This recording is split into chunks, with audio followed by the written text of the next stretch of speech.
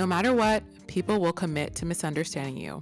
What's most important is your commitment to understanding yourself. Hello, you guys. My name is Inkirk Madani, known as NK, and welcome back to Misunderstood. You're somebody, even if you think you're nobody. This is for all of the people who have felt like they are in the shadows, who feel like they go unnoticed. You are seen. You are somebody, even if you don't feel like you are. I have a lot of imposter syndrome, and I feel as though I am stuck in middle school and I'm stuck in high school, which were my most unfavorable years of my life so far. I was the nerd. I was the uncool girl. I was the girl who had the really strict parents, who never got to go to any of the parties, who none of the kids really knew who I was. I was in the shadows for most of my life. And something about being in the shadows and something about feeling like a nobody over time does get to you. At least it got to me. I started to feel like, will I always feel this way? Will I always feel like a nobody? The short answer is no. You will not always feel this way. This feeling is temporary, and I am proof of that. I want to take you guys through a set of stories that have truly made me believe wholeheartedly that I am somebody. I am not a nobody. And you are not a nobody either. You have so many things about you that make you special, whether you want to believe it or not. And also, we all have to stop letting other people decide that we are important, that we are worthy of spotlight or recognition. We have to stop letting other people decide that for us. Rather, pour into ourselves, talk ourselves up, and remember who the fuck we are. You are somebody. You listening to this right now. Yes, you. You are somebody. Don't forget that. I want to start off this first story by referencing a movie that I recently rewatched. It's called Picture This, and I believe it came out in 2004, so over 20 years ago at this point, and it starred Ashley Tisdale, a queen. The premise of the movie is she is a girl who feels like a nobody, and this guy, the main guy character, is into her, and she doesn't believe it because who is she to have his attention, right? So let's start there. I have always felt like no guys notice me. All the guys who I find attractive, all the guys who I pine over or have pined over in the past, literally do not know I exist and do not know me at all. So I always do get very surprised and very shocked when a guy that is super hot thinks I'm attractive and thinks I'm cool. And yes, that goes into some self-esteem situations where I have grown into myself a lot more, and I have a way better sense of self and a way better respect for who I am today, and know that I do have a lot of great traits. And wait, yeah, he should like me because I am cool. But I want to talk to you guys in the POV that I once had. Not only once had, I sometimes still feel like this. I sometimes still feel like, wait, what? Like, he likes me? Really? Why? Not why, but you know what I mean. All right, so let's get into the story. There is this guy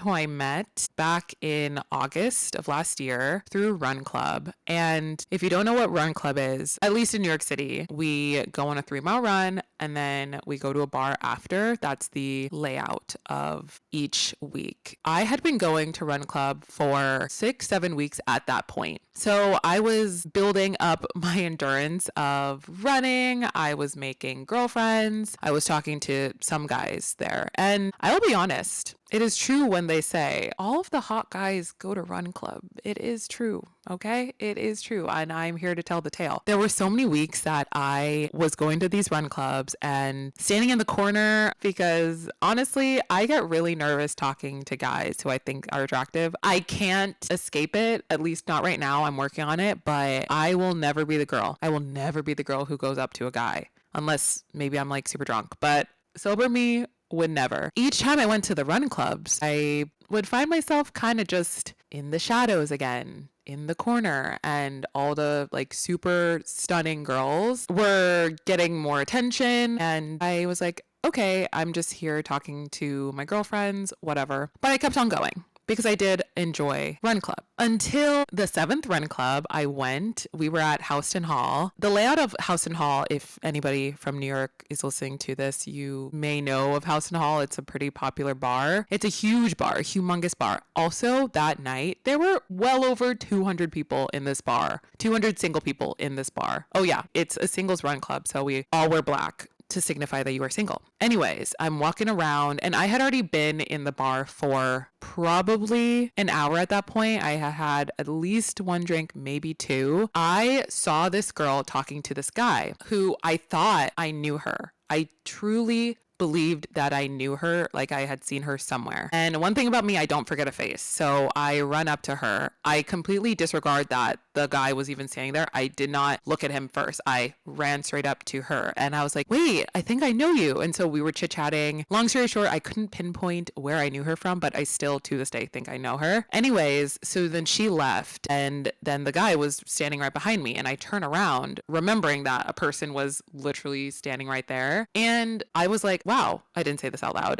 In my head, I was like, oh, wow, he's very attractive, very tall, very cute. Then we just started chatting about something really random. I do not even know what we talked about, but we were talking for about 20 minutes. That really short interaction turned into a 20-minute conversation in the middle of Houston Hall. I remember saying that I was about to leave, but then he said, do you want to go do another bar? And I was like, okay, sure. I felt so gross because remember, we just ran 3 miles. I was post 3 miles. My hair was frizzy. I was sweaty. I'm wearing a sports bra and some gym shorts. I did not feel very cute. However, this guy thought I looked great. And he told me that. And I was flattered, but I still felt so out of touch with what was going on. We went to that other bar. We were talking for a while and then he tried to kiss me. He literally tried to kiss me. And I was like, wait, what? It was, guys, sometimes I wish I could be a fly on the wall in my life and see how I look during certain interactions. And it would probably be so hilarious. But in that situation, I was like,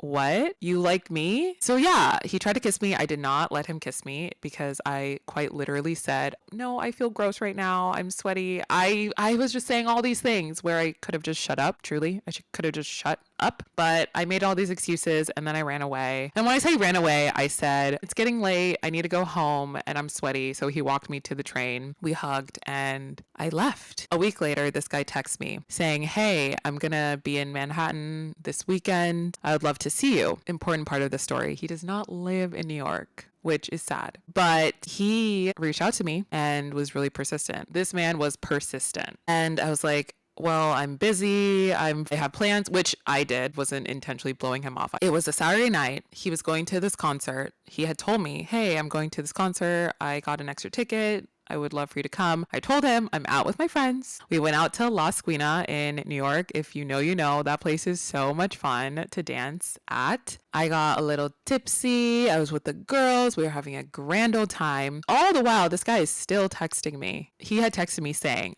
I will get an Uber for you to pick you up in Soho to take you to Brooklyn. Mind you, this concert was in deep Brooklyn. Like, I had never even been to that area of Brooklyn. The car ride was like 45 minutes. I was like, okay, fine. You want me there that badly? Sure, I'll go. Fine. So he calls me the Uber. 45 minutes later, I am right in front of the concert venue. He comes out, he compliments my outfit, and we walk in. Now we're drinking and we're having a really good time. We are having a good old time. And that led me to believe that I am seen by him. He sees me. He thinks I'm hot and he thinks I'm funny and he thinks I'm cool. He told me all these things and I don't know why I didn't believe it for myself. I was kind of talking down on myself, I'll be honest, but I was somebody to him. We had a really, really fun night. We kept in contact. Several months later, he reaches out to me literally right before Valentine's Day, asked me to go on a date. We went on a date on Valentine's Day and it was really, really, really, really, really fun. And we'll see. We'll see what happens with that situation. Okay. But what I want to circle back to is, well, one, my story is just like the story in Picture This, the movie. But two, I had to believe that I was somebody as well. It wasn't just him making me feel a certain way, that does help. However, I had to believe that I am all those things that people think I am. I am beautiful, smart, funny, and really great to be around. Really good company was his term. And it's true. I am.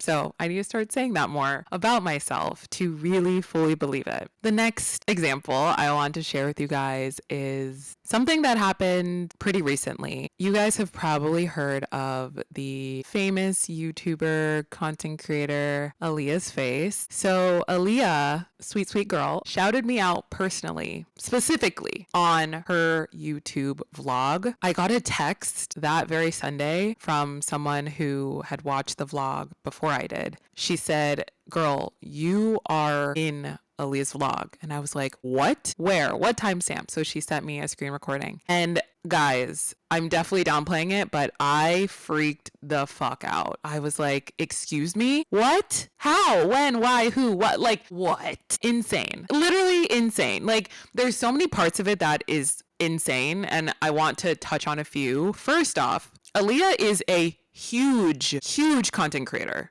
Huge. Like, she is so seasoned in this space. Number one. Number two, she probably comes across so many pages and probably absorbs so many pieces of content from like her friends and from just so many people. So the fact that she not only watched my video, which is one step of it. Two, she really enjoyed my content. That's the second step. Three, she went so far as to shout me out on her video, on her page. That YouTube video will forever be on her page. Like, I will be forever in that video because that's how YouTube videos work. That just sends chills throughout my body in the best way. I was so thrown off in the best way that somebody like her would see someone like me. I have to throw back to high school and give this direct comparison because, one, if you're listening to this, you probably know who she is and, duh, like she's amazing and so well known. And taking it back to high school, this makes me feel like Aaliyah is the popular cheerleader, princess, perfect person. And I am the nerd sitting in the corner and sitting by herself in the lunch cafeteria. People like me aren't usually seen by people like her. Has anybody felt that way where you literally kind of feel like you're stuck in high school? You feel like you are just not the person that people would see. You were not the person who people would even give a second thought. Was bullied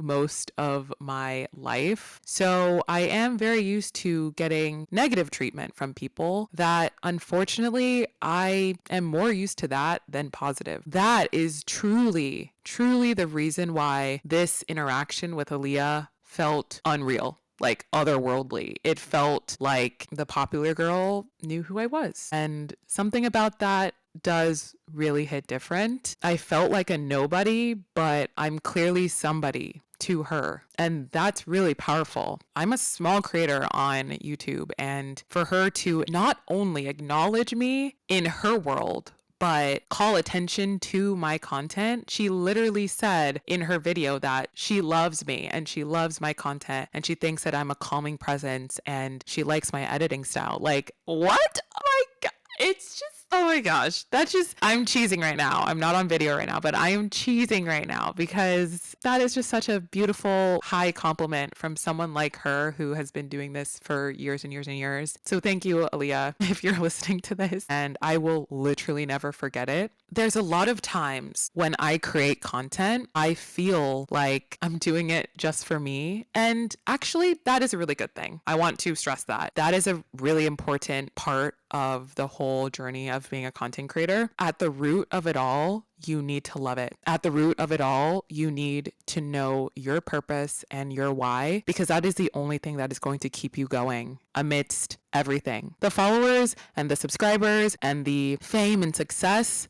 that's fun and all, but that's not everything. And I know that. And I've known that this whole time. Although my growth on YouTube specifically, but really on all platforms, have been very, very slow, there have been so many times in my journey that I have felt truly in the shadows and truly unseen. And I felt like a nobody. And sometimes I still do. Like, I'm also not here on this episode of this podcast trying to be like, oh my gosh, now I feel like I'm a somebody and I'm so cool. I sometimes still don't even think super highly of myself, but it's only because my brain is so conditioned in all the other parts of my life that have not been really great. And yes, that's something I'm still working on every single day. But what I will say is that I have felt more and more so in line with my purpose as a content creator in the last year than I ever have in this whole time of being a content creator, because I shifted my perspective to putting forth what I truly love rather than listening to the noise. Listening to the noise actually got in my way. Listening to the noise discouraged me more than anything, because you won't be for everybody, but you will be for somebody. Listen to me when I say this. You will not be for everybody, but you will be for somebody, because you are somebody to someone. Do you see what I did there? Bringing it back to the beginning. You are somebody to someone, as long as you stay true to who you are. The next example that I want to give is with my client for my marketing agency. So if you're new here, if you do not know, I did start a marketing agency at the beginning of 2023 when I moved to New York City. And this was in response to all of the really great feedback I got from helping people make money on social media and build a business for themselves for the last 5 years. This has been something that I didn't think I could do. And that all came from imposter syndrome. So I want to really dive into imposter syndrome. Imposter syndrome, if you don't know, is you don't think that you belong somewhere because of your own preconceived notions about who you are. You ask yourself, why me? No, this can't be me. But instead, you should be asking, why not me? Why do I doubt myself? Why do I doubt my abilities? Why do I have limiting views on my potential and my success? Why? Where does it come from? Once you figure out where it comes from, then you're able to get to the source of how you are going to change your framework to get to those next steps in your life, to get to those next levels, to be the person who you were destined to be. So I have been working with a few clients over the last 2 years of being a business owner, owning my agency. I got the most incredible, exciting, emotional text message from my biggest client. I'm going to read it. My client said, "Hi, NK, I did it. I put in my resignation. My last day will be April 18th. I said, OMG, yay! I'm so happy and proud of you. She said, I know, I'm so happy. I said, big, big things ahead. She says, thank you. I couldn't have done this without you. No more obstacles. Hallelujah. I screenshotted that because I want to remember that interaction forever and ever. After that, everything sunk in. Everything really sunk in. Cried my eyes out. It was just an overflow of happiness that encompassed me because I realized the gravity of the situation. This is actually a big fucking deal. This is bigger than me, and it always was. This pursuit of this specific business endeavor I have put forth for the last few years is bigger than me because I stepped into committing to helping other people get to their dreams and achieving bigger and better successes. This is everything that I've ever wanted to do. And the fact that I have been working with this client for 2 years and I've seen her grow so substantially over the time that I have been managing her, and she's gotten enough money through me working with her and enough confidence to leave her full-time job that she has been at for 20 years. Yeah, that's going to make me cry a lot. And all that visceral emotion, I had to sit with it and I had to understand, where is this emotion coming from and why do I feel this exact way? Well, it is because I thought that I could not have a business like this. I thought, who am I to be managing influencers with 500,000 followers? Who am I to be well connected, so much so in this space where I am talking to the biggest and best brands in the world on a daily basis, reading contracts of 15K, 20K weekly? Who am I? But why not me? I've been doing this for 5 years now. I've put in so much work into this craft. I've helped thousands of people. I've put myself out there so many times, and even when I've fallen down, I have gotten back up. And because of all of that, yeah, that's why. That's why I'm here. And that's why I'm qualified. No more imposter syndrome.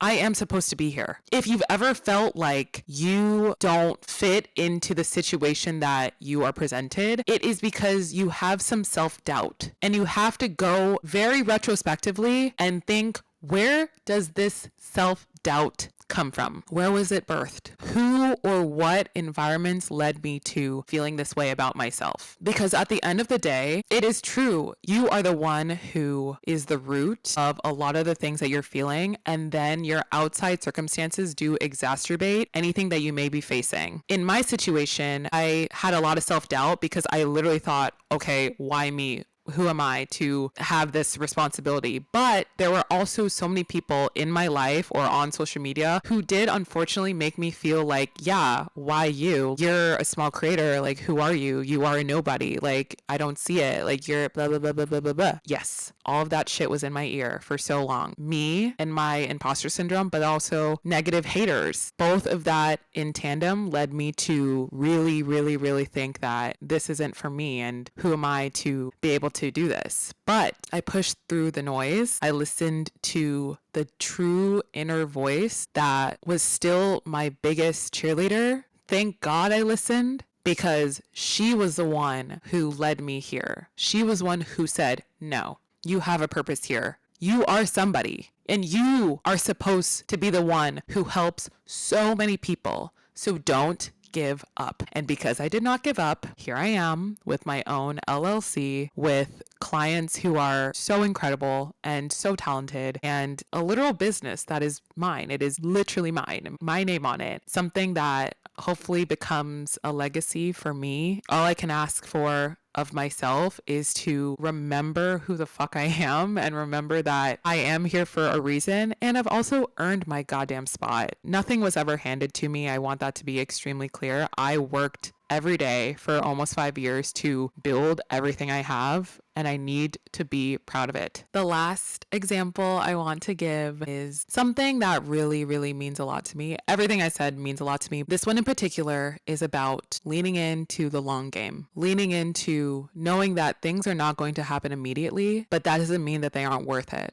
Most adventures are supposed to be long and drawn out. Those are the best stories, right? So here is the story. I had been working with the brand Lulu's since 2021. Lulu's is primarily an online brand. I know that they are building brick and mortar stores now. I believe there's one in LA, but it's been an online brand for years and years and years. Like, I want to say at least 20 years, maybe longer. This brand is a global brand. People know what Lulu's is. At the start of my journey of being a content creator back in 2021, I technically started at the end of 2020, but in 2021 is when I bought my first tripod, and I was committed to taking my photos by myself. I lived in San Francisco at the time, and I said, you know what? No one's going to get my dreams for me. I'm going to do this. So I bought my first tripod, and I was shooting content on the streets of San Francisco, in the park, wherever I thought was pretty. And yeah, it was a little cringy, only because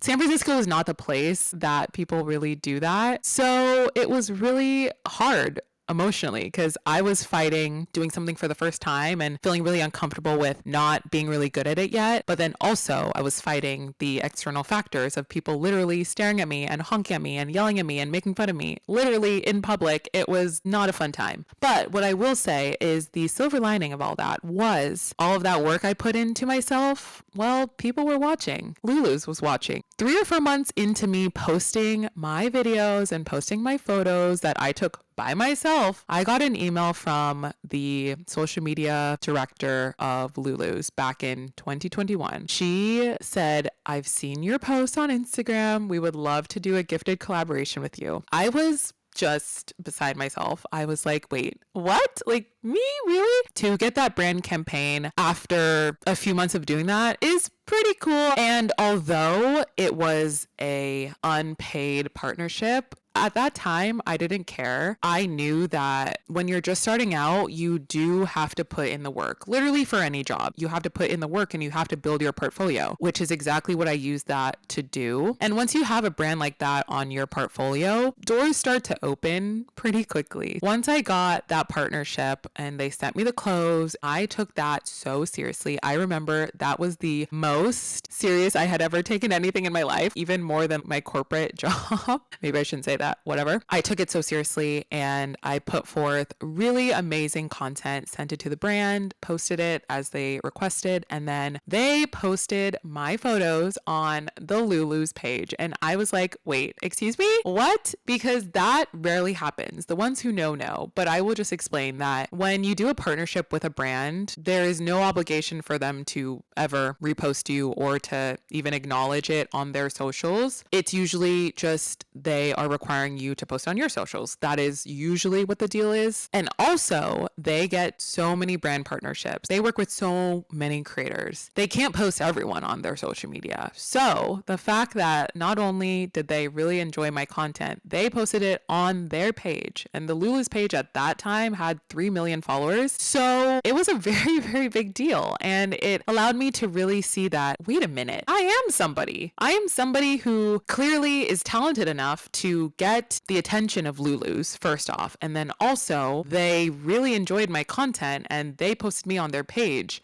That means something. That isn't something to be taken lightly. After that, I got a lot more brand collaborations. And that's actually the biggest part of how I snowballed into the brand partnership world because of that collaboration with Lulu's. And I was always forever grateful. That brand partnership with Lulu's in 2021 was the beginning of a very beautiful partnership with Lulu's. As I mentioned, the first one was unpaid, but every other one after that was paid. Then I realized, wait a minute. Yes, I am somebody and I deserve to be paid for my work. I also want to say everyone deserves to be paid for their work in any capacity. Mind you, I said this almost 5 years ago and I was just new starting out in this industry. I have never not gotten paid for something that I do for a brand because I always assert my worth, as you should. If you are listening to this and you're a content creator, you should always do that. But ever since that first collaboration, me and Lulu's would negotiate the rates for each brand partnership, and I had worked with them at least once each year since 2021, sometimes twice in a year. And we just kept this really good rapport and really good connection over the years. Fast forward to 2025, I got a message from Lulu saying that they wanted to put me on their billboard in Times Square in Manhattan, New York. What? Insane. In freaking sane. Because what?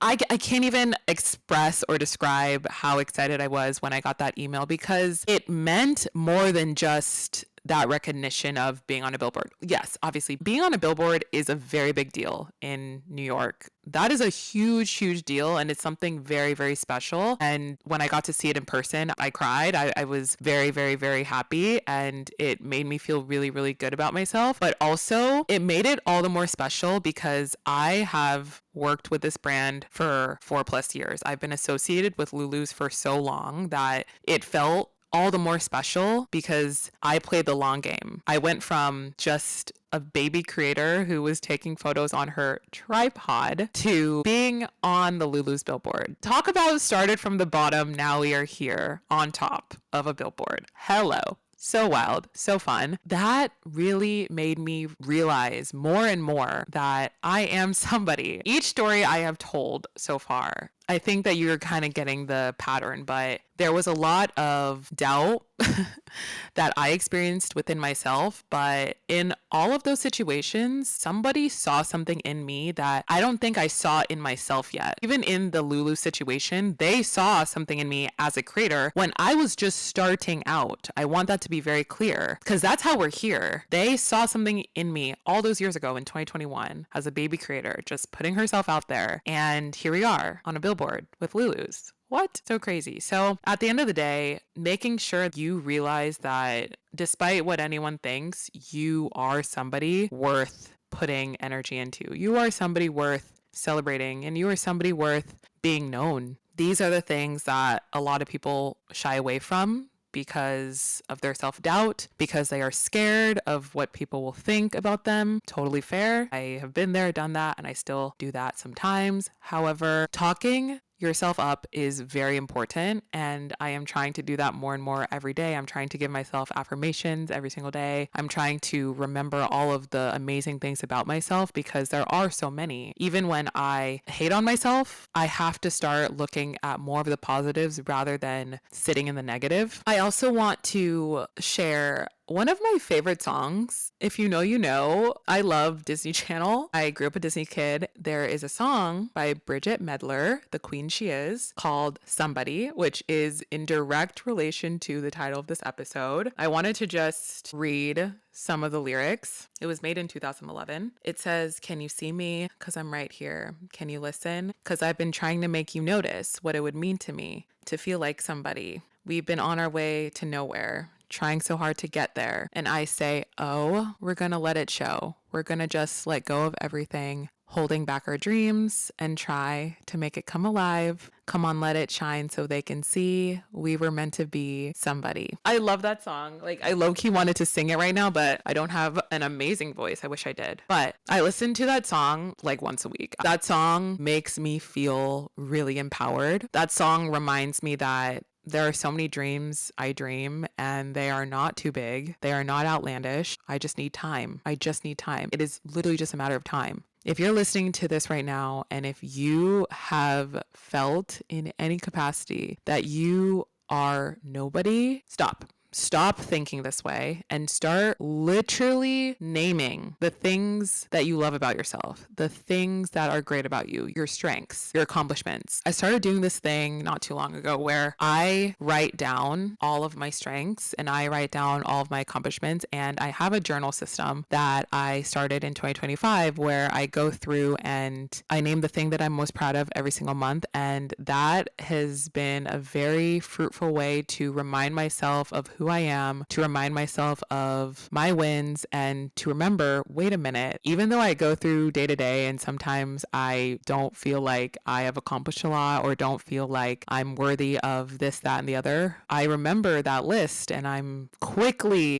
changing my tune and quickly remembering that I am somebody to somebody. I am worthy of praise and I am worthy of being seen. There's so many times that we go through life and yeah, we are thinking of ourselves and we are in our own little bubble. However, you might not even know there's so many people to your left and to your right who you may have never even met or you don't talk to regularly, but they think so highly of you. They admire you. They're inspired by you. What you do motivates them. You've gotten them out of a bad place. Yeah, that's you. Remember that. Bask in it. Let that fuel you every single day. You are somebody. And with that, thank you so much for listening to another episode of Misunderstood. I hope you enjoyed this one. Please let me know if you did in a comment below. Also remember to rate the podcast as well as follow it on Spotify. Hang out with me on my other socials, TikTok, YouTube, Pinterest, and Instagram at nkmadani. And I will talk to you guys in the next one.